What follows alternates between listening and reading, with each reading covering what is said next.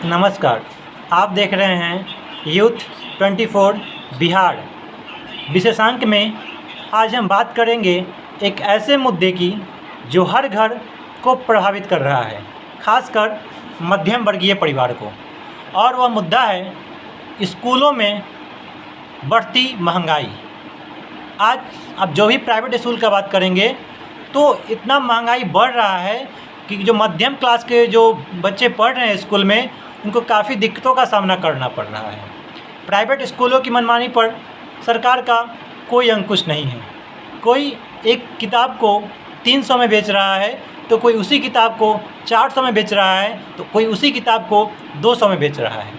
जितने भी CBSE और ICSE बोर्ड के स्कूल हैं, उनमें मनमानी इतना बढ़ चुका है कि वो कॉपी से लेकर एक पेन तक खुद बेच रहे हैं और मजबूरन अभिभावकों को लेना पड़ रहा है, क्योंकि पढ़ाई तो ज़रूरी है।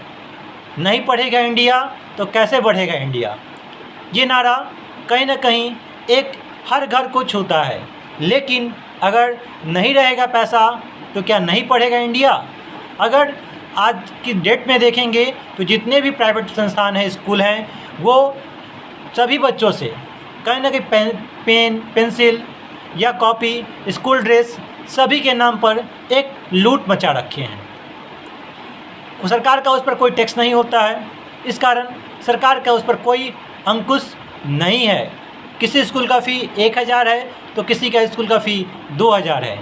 और मनमानी तो तब होता है जब नर्सरी में बच्चों का एडमिशन फ़ी 20 से 25 हज़ार रुपया लिया जाता है। तो ये जो मुद्दा है वो कोई राष्ट्रीय चैनल या कोई चैनल आपको नहीं दिखाता है, क्योंकि कोई इससे प्रभावित नहीं है। जिनके पास पैसा है वो अपने बच्चों को बड़े बड़े स्कूल में पढ़ा रहे हैं। क्या नेताओं के कोई बच्चे छोटे स्कूल में पढ़ते दिखेंगे आपको? नहीं, वो सेंट जेवियर, सेंट जोसेफ या ऑक्सफोर्ड जैसे यूनिवर्सिटी में पढ़ने जाते हैं। प्रभावित कौन होते हैं? मध्यम वर्ग के बच्चे। सरकारी स्कूल में पढ़ाई होता नहीं है। आज भी कितना भी के पाठक के निर्देश पर आज कुछ बदलाव देखने को मिला, लेकिन वो बदलाव पढ़ाई के प्रति नहीं है, वो बदलाव खिचड़ी और जो ड्रेस का पैसा मिलता है उसके प्रति है। तो बिहार का हालत देखेंगे तो दयनीय है, क्योंकि यहाँ पे किसी भी प्राइवेट संस्थान पर, किसी भी प्राइवेट स्कूल पर सरकार का कोई अंकुश नहीं है। जितने भी प्राइवेट स्कूल हैं वो अब एक लूट मचा रखे हैं। भले वो शिक्षा सही से दे या ना दें, बच्चों को व्यवस्था सही से दे या ना दें, लेकिन फ़ीस के नाम पर, कॉपी किताब के नाम पर, ड्रेस के नाम पर, रजिस्ट्रेशन फ़ी के नाम पर, एडमिशन फ़ी के नाम पर एक लूट मचा रखे हैं। और आपको एक डाटा बताते हैं, हर साल 5% जो बच्चे हैं वो फ़ीस के कारण स्कूल छोड़ दे रहे हैं। अब वो बच्चे कहाँ जाएंगे? प्राइवेट स्कूल में पढ़ने के लिए उनके पास पैसा नहीं है, सरकारी स्कूल में पढ़ाई नहीं हो रहा है, तो आखिर गवर्नमेंट उनके प्रति क्या सोच रही है?